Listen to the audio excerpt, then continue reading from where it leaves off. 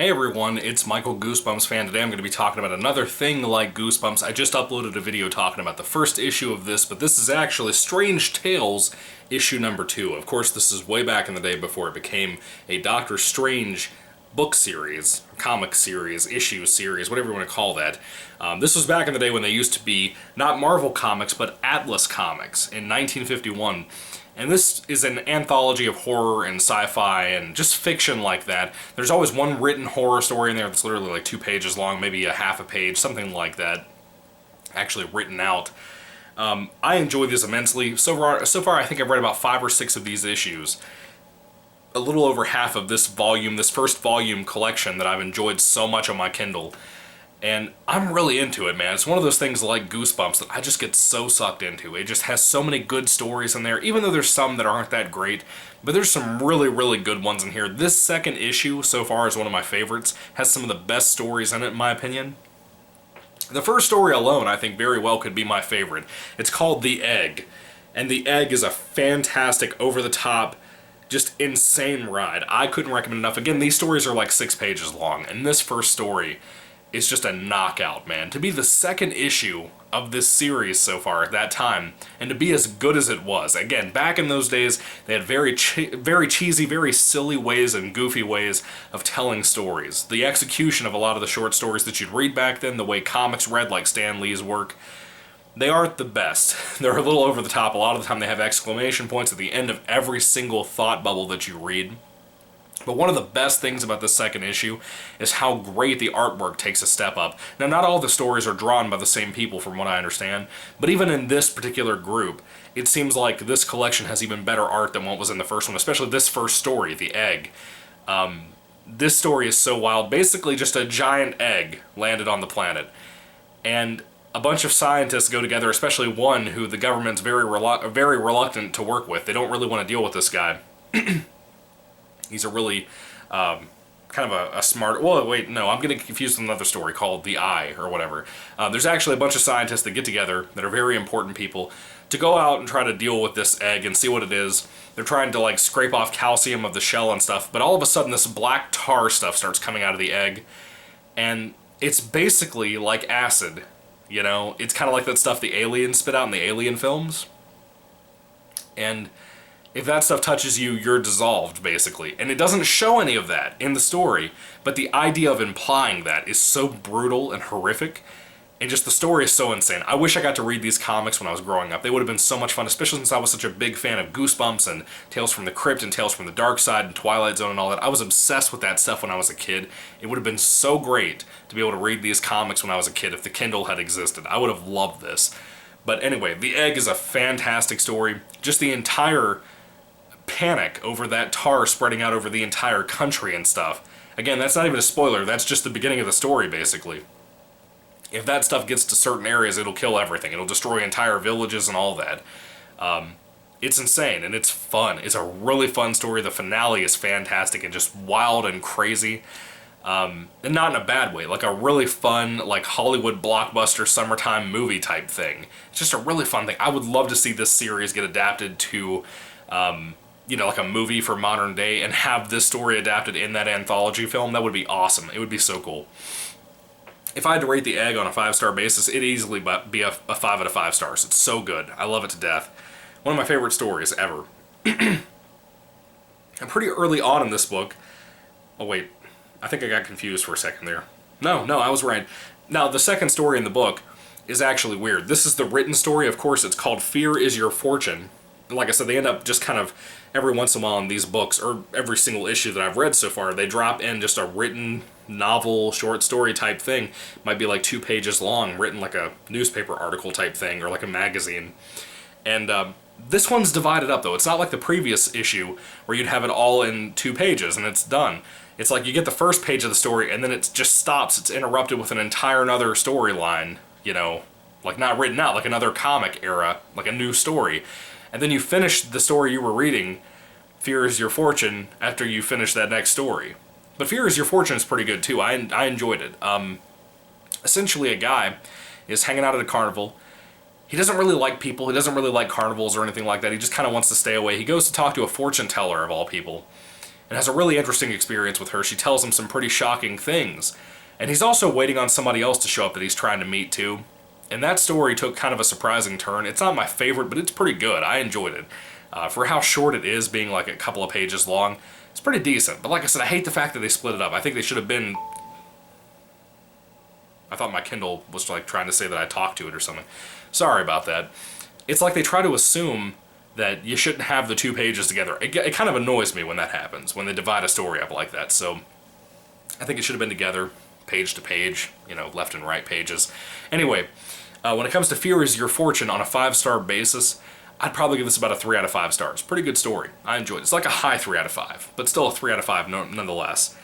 The next story that interrupts Fear Is Your Fortune is another fantastic story. One of the coolest comic stories I've ever read. Probably the best art in the entire book. Either that or The Egg, I would say, have the best art.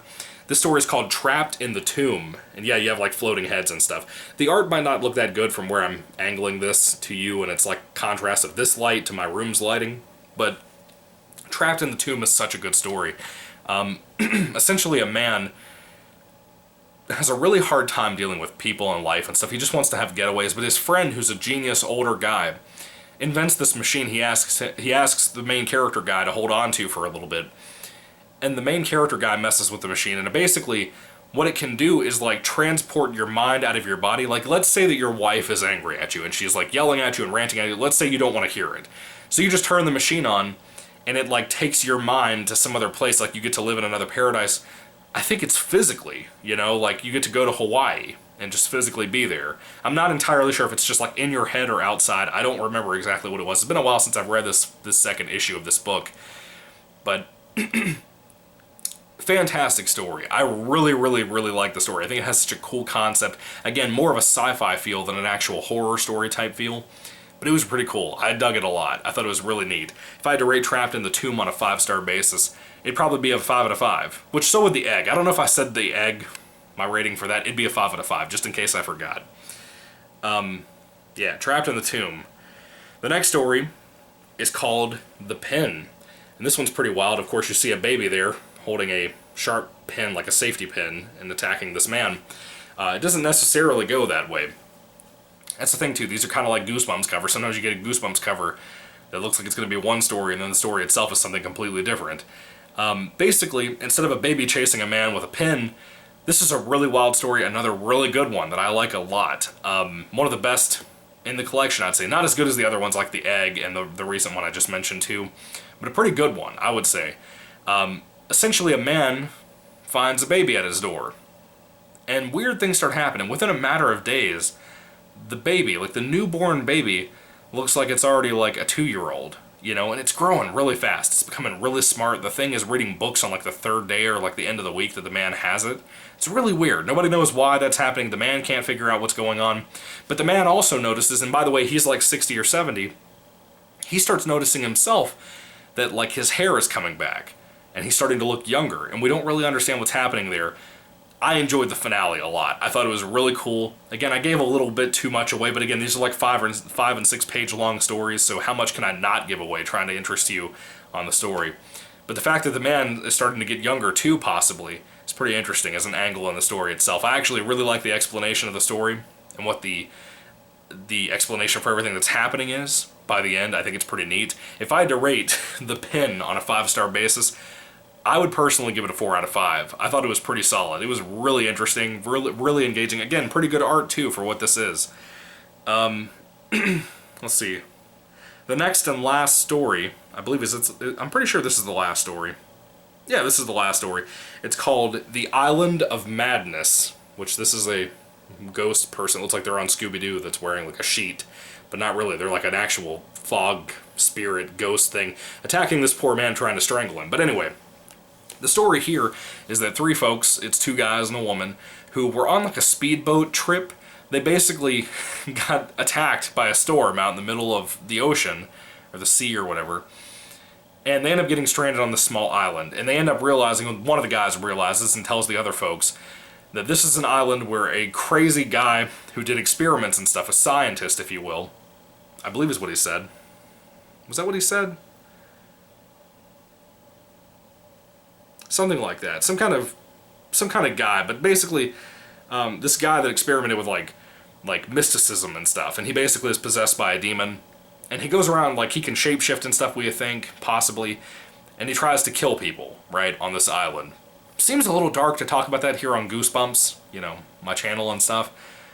But still, it's pretty engaging. It's not the best story ever. It's probably, honestly, the weakest in the entire book, in my opinion. Either this or the Fear is Your Fortune story. One of the two are the weakest, I would say.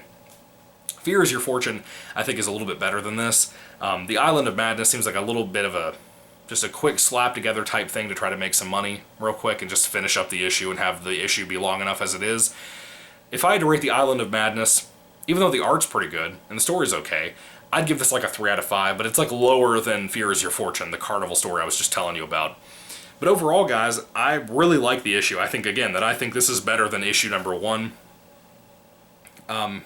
Yeah, this cover, by the way, this cover page for issue number 2 and what's happening here on the front, it's kind of ridiculous. It's kind of not what needs to be said about this issue, because this is not as important as people think it is.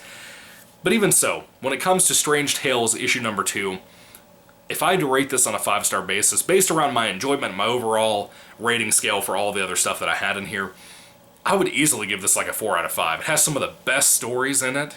I'm really, really impressed with how good this was. And even the weaker stories like Fear is Your Fortune and The Island of Madness are brought up in quality in this collection in total by the other stories being so good. Like The Pin, like the first story, The Egg, that I was talking about.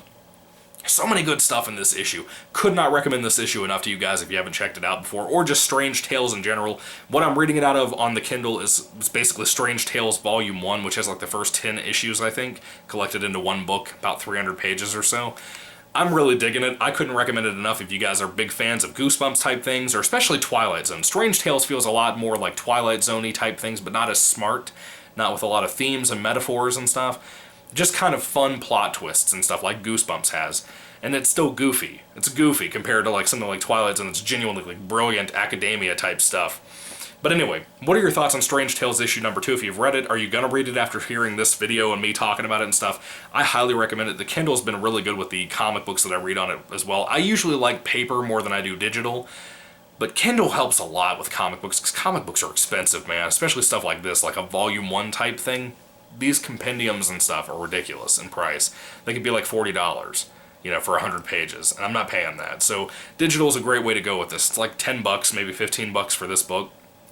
I recommend it tremendously, especially with the coloring and stuff. It looks so good on the Kindle, in my opinion. Anyway, what are your thoughts? Put them down below, guys. Thank you for watching. May the Lord Jesus Christ bless you guys today, and goodbye.